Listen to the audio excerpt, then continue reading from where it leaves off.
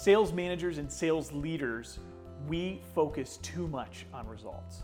That might not be an expression you're used to hearing, but in my pedigree and my understanding, it's something that we all do way too much of.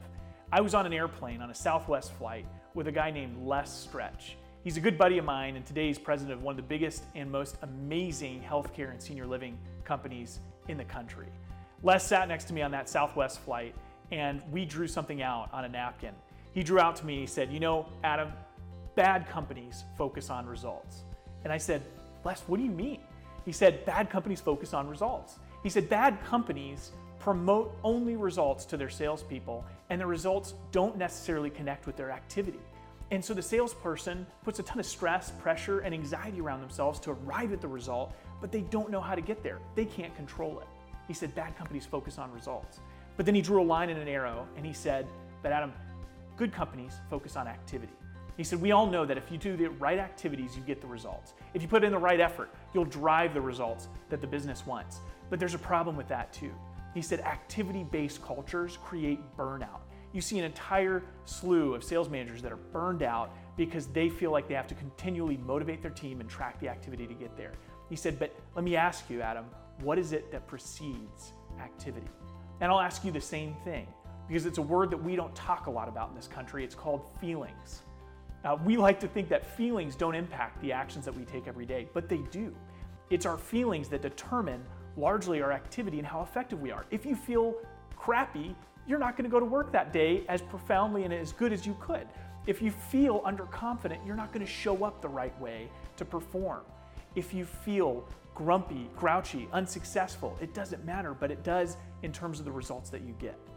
One of the things that Les said to me next made the biggest impact of all. He drew one more arrow and he said, "But Adam, what is it that impacts someone's feelings?"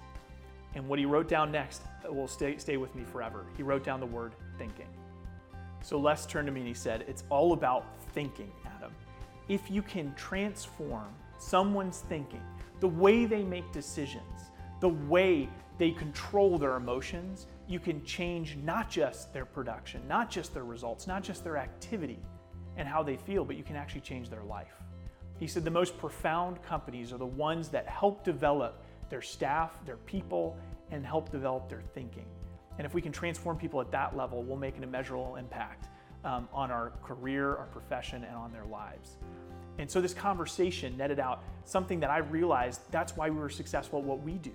When I partnered with Les and we started our business relationship together, we started by working through one-on-one coaching with some of the people on a sales team in Houston and in Austin and in Cyprus. And what we found is that by coaching individual people, we could quickly and more rapidly impact their thinking, their decision-making, and their development. And by doing that, it changed everything. One of the biggest reasons that I'm a believer in the coaching profession, and the biggest reason that I'm here today doing what I do, is because I know that what we need to do to get the most profound impact on people is we need to stop just addressing the results, and we even need to stop addressing just the activity. We got to change people at the core and their thinking. And if you want to be a transformative leader, something that I actually believe everybody has the capability of being, that's where we have to start. In recap, we have results. What precedes results is activity. What precedes activity is how someone feels. And how someone feels can be influenced and impacted by how they think, how they manage their emotions, and how they make decisions. So what I'd love to hear from you is, what are you doing to impact thinking in your organization? How are you transforming your salespeople and their lives and their decision-making process? Share in the comments below. If you're getting this in an email, shoot me an email, shoot me a text. Let me know what you do to impact your people's thinking.